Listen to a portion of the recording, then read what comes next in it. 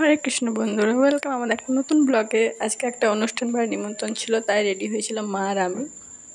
Ready হয়ে গেলাম, তখন দেখাচ্ছিলাম বোন এখানে জল ভরছিল কলে, ও যাবে না সেজন্য। তারপরে এই যে ভাত ছিল, কাগজি ডাল, একটা শাক ছিল আর একটা ছেঁচড়া তরকারি ছিল। সবগুলো খেতে ভালো লাগছিলো, এগুলো সিম্পলই মেনু ছিল, সেরকম কিছু না। আর তারপরে আবার আলু পোস্ত দিয়েছিল, আমি সেটা নিইনি। আর ওই সাইডে যে দুটো বোন আছে ওদেরকে দেখাচ্ছিলাম, ও পোস্ত নিয়েছিল, ওইটাই দেখাচ্ছিলাম, আমি নিইনি। তাও খাচ্ছিলাম। আর পাশে এটা গণেশ বসে আছে, আর ওদের মুখটা লোকাবে ওকে দেখাচ্ছি বলে আর নিচ্ছে। তারপরে চিকেন হয়েছিল, চিকেনটা খেতে ভালো হয়েছিল। তারপরে দই, চাটনি, পাঁপড়, মিষ্টি যেগুলো থাকে নর্মালি সেগুলো ছিল। তারপরে খাওয়া দাওয়া করে বাড়ি এলাম। বাড়ি এসে গরম প্রচণ্ড ছিল, আইসক্রিম নিয়েছিলাম। বোন, আমি, আইজু ছিল, আমরা আইসক্রিম নিয়ে আইসক্রিমটা খাচ্ছিলাম।